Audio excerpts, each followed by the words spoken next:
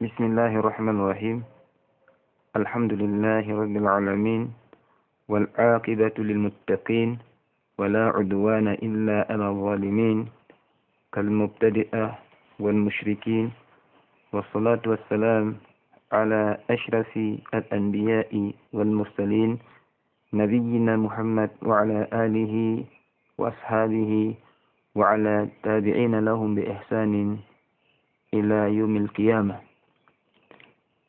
Nous sommes, Inch'Allah Rahman, le 29 Ramadan de l'an 1442 de l'émigration du prophète Mohammed sallallahu alayhi wa ala alihi wa ashabihi wa sallam de sa terre natale la Mecque vers la terre d'immigration, la Médine. Cette date dans le calendrier conventionnel correspond au 11 mai 2021 dans le décompte grégorien. Allah subhanahu wa ta'ala dit dans le Coran لِكُلِّ أَجَلٍ kitab. Allah Azzal dans ce verset dit qu'il a signé un terme à chaque chose. Toute chose doit connaître un terme. Le mois de Ramadan ne reste que quelques heures comptées, car dans le calendrier valable qui est le calendrier auprès d'Allah, qui est le calendrier lunaire, le calendrier hégirien, le mois a 29 ou 30 jours. À partir de ce soir, les gens vont scruter le ciel. Si jamais le croissant lunaire apparaît, les musulmans vont se rendre demain dans les lieux de prière pour exalter et exprimer leur gratitude à Allah et exalter sa louange, lui Allah subhanahu wa ta'ala qui leur a permis de passer 29 à 30 jours de dévotion intense. Toutefois, force est de constater que lorsque entre le mois de Ramadan, beaucoup de musulmans s'investissent dans des efforts de titans. Les mosquées sont remplies, les Corans sont feuilletés, les askars, les douas, les salas, les prières surrogatoires, obligatoires, à l'heure ou presque, les cours des cours dans les mosquées, les tafsirs, les fiqh, mais la zalik. Les gens sont vraiment galvanisés au cœur de la nuit. Les parcours sont, n'est-ce pas, consistants, importants. Les gens traversent dans les ténèbres, parfois dans un climat contraignant de froid, des pistes, des rues, des ruelles pour se rendre dans les maisons d'Allah subhanahu wa ta'ala. Mais lorsque le mois de Ramadan s'en va, il n'est pas rare de constater que tout cela est rangé dans les coffres. Les mêmes qu'on voyait parcourir les mosquées hier leur disent adieu. Les mêmes qu'on voyait lire le Coran régulièrement hier le plient. Les mêmes qui, après les prières obligatoires, faisaient des prières surrogatoires, changent de veste. Cette attitude, chez bon nombre de savants, est la preuve que ceux qui agissent de cette manière n'ont pas su tirer profit de Ramadan. Car une bonne œuvre, lorsqu'elle est suivie par une bonne œuvre, elle est signe d'acceptation de l'œuvre précédente. Le prophète sallallahu alayhi wa sallam décrit dans plusieurs récits les actes aimés d'Allah azza wa jal, c'est-à-dire les actes d'adoration. Il dit avec une de ses éloquences, ahabul a'mal ilallah adwamu. Les actes les plus aimés d'Allah sont les actes qu'on fait sans interrompre. Aïcha radiallahu anha, elle disait كان النبي صلى الله عليه وعلى آله وصحبه وسلم إذا عمل عملا أثبته أي دوام عليه. Le prophète sallallahu alayhi wa ala alihi wa sallam, lorsqu'il posait un acte d'adoration, il le fixait. C'est-à-dire, il ne l'abandonnait plus jamais, sallallahu alayhi wa ala alihi wa sallam. C'est pourquoi on rapporte que dans certains riwayat, il remboursait les nawafil.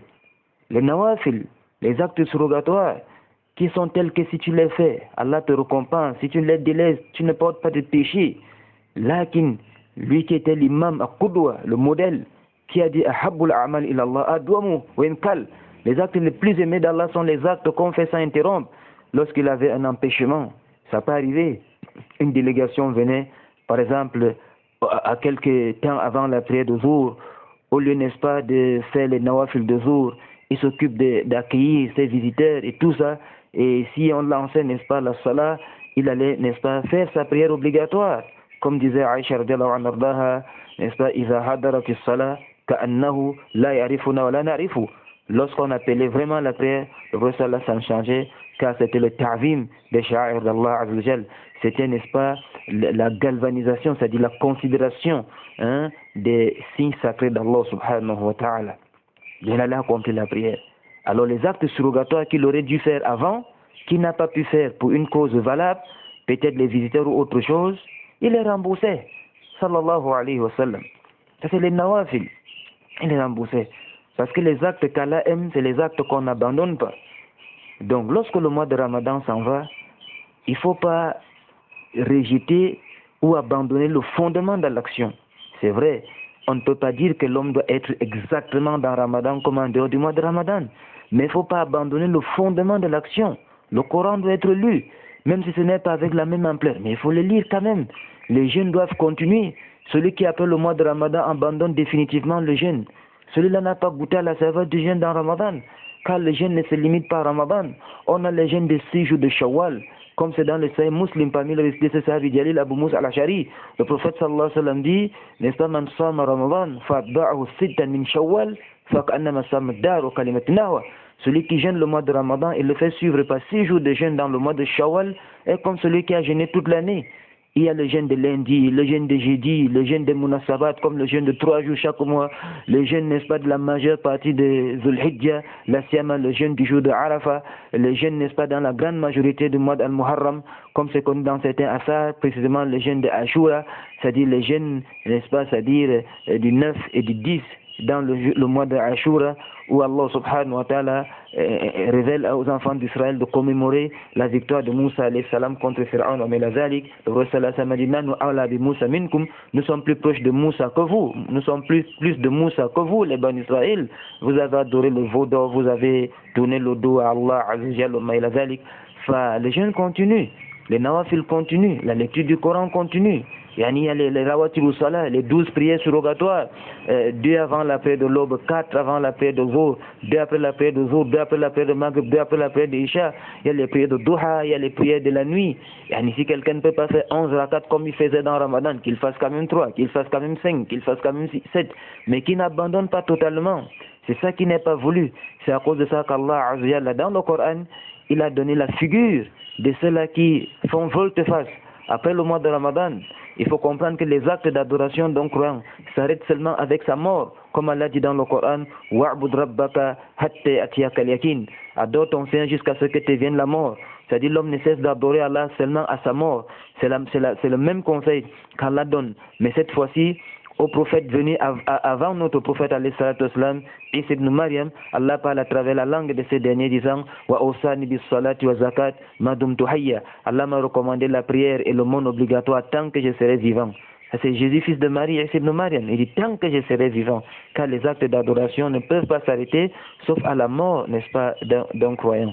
Alors de ce point de vue, Allah donne donc ce cas de figure de cette femme qui abandonne les actes, cette parabole qui reflète exactement celle-là qui abandonne les œuvres après le mois de Ramadan. Allah dit وَلَا تَكُونُوا كَالَّتِي نَقَدَتْ غَزْلَهَا مِنْ بَعْدِ قُوَّةٍ أَنْقَاثًا. Ne soyez pas comme cette femme-là qui a dénoué, c'est-à-dire elle a dénoué elle-même la quenouille, brin par brin, après l'avoir fortement implantée. Cette parabole fait allusion à une femme amqa, une femme stupide de la Mecque, qui, n'est-ce pas, a mettre sur pied un vêtement.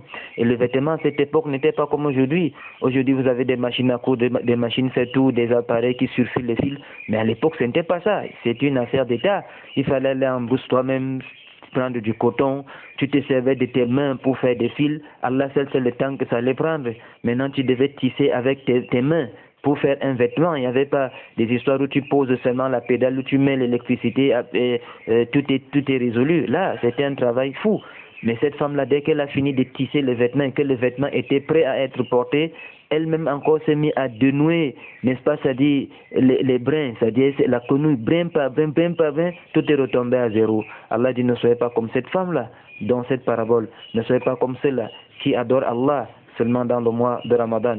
C'est pourquoi l'imam An-Nawawi, rahmatullah alayhi rahmatan wasi'a, dans son livre Riyadus Salihin, qui est ce livre qui ne doit pas manquer dans la bibliothèque d'un étudiant, mais nous précisons que le Riyadus Salihin, le jardin des vertueux, ne s'utilise pas comme la Jama'at al-Tabligh utilise. Là, c'est un livre, n'est-ce pas, de hadith. C'est un livre très important. C'est un livre d'un très grand imam, Imam An-Nawawi.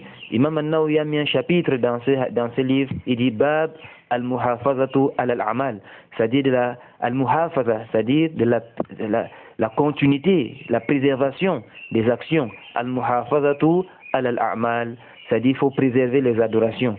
C'est-à-dire il faut être constant dans l'adoration. Il ne faut pas être un adorateur saisonnier. Il adore aujourd'hui, il délaisse demain là. Il faut préserver, n'est-ce pas, c'est-à-dire les adorations.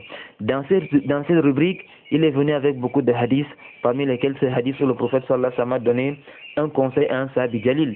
Et le conseil que le prophète sallallahu alayhi wa sallam donne à un sahabi jalil, c'est le même conseil qu'il donne à toute la umma. Hein, à toute la umma. Le prophète sallallahu alayhi wa sallam a dit, Ya Abdallah, la takun mithla fulan, kana yakumul layl, Oh Abdallah, ne sois pas comme un tel. Il avait l'habitude de se lever la nuit pour accomplir la prière. Et il a finalement délaissé la prière de nuit. Il ne faut pas être comme celui-là qui accomplissait la prière de nuit et l'a délaissé. C'est-à-dire, comme tu as accompli la prière de nuit, sois constant dans la prière de nuit. De ce point de vue, si Ramadan s'en va, les actes d'adoration ne doivent pas s'en aller. Allah est Allah de Ramadan et Allah est Allah aussi après le mois de Ramadan. Donc il faut garder, n'est-ce pas, c'est-à-dire la norme, et faire tout et pour que si la mort nous arrive, qu'elle nous trouve debout dans le sentier d'Allah. Chacun se souvient de ce hadith, n'est-ce pas, où le chameau a brisé la tête de quelqu'un, le cou de quelqu'un, alors qu'il était, n'est-ce pas, en terre sainte, pour accomplir les rites de Hajj. Il a trouvé la mort. Le prophète sallallahu alayhi wa sallam a dit, Arsiluhu bil ma'i wa sidr, wa la tughatti ra'sa. Lavez ce monsieur avec de l'eau et du cidre. Ne parfumez pas ce monsieur. Oui, on ne peut pas le parfumer parce qu'il est en état de sacralisation. Lorsque quelqu'un entre en état de sacralisation, il met le vêtement de sacralisation dans un endroit sacré, il ne peut plus se parfumer. Il ne peut plus se parfumer. Il ne le parfumez pas, mais quand vous le lavez ce dernier avec de l'eau et du cidre. Mais maintenant, au moment de l'enterrer, ne couvrez pas sa tête. Ah, ça c'est un problème. Si on le lave avec de l'eau du cidre, c'est connu. Si on ne le parfume pas, c'est connu. Mais pourquoi l'enterrer sans couvrir sa tête alors qu'il n'est pas mort dans le champ de guerre? Le prophète sallallahu alayhi wa sallam a dit فَإِنَّهُ يُبْعَثُ يَوْمَ الْقِيَامَةِ مُلَبِّيًا.